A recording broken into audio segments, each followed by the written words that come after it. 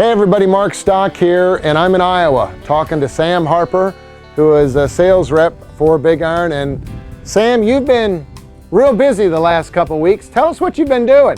Well, I've been getting ready for Larry Leckband's retirement sale here coming up on October 7th.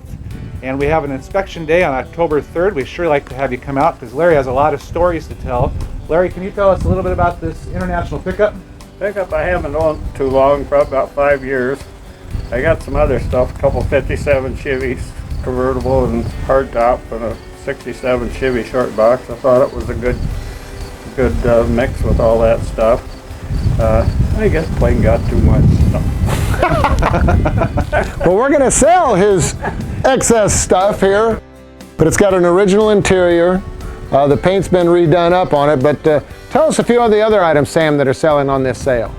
Well, we've got 54 tractors, but we've also got a lot of horse-drawn equipment. We have a lot of parts tractors that don't run, but we do have a John Deere AR Unstyled, the 1947. We have two 1964 4020s, one standard gas, which is rare, and one LP 4020 as well. We also have a Minneapolis Moline UB Special that's LP, and that is a 1955 model. We have a 1976 International Hydro 100 with a backhoe on it. That is one of 6 prototypes. So take a look at that sale on October 7th and come out on October 3rd for our inspection day. We'd love to see you.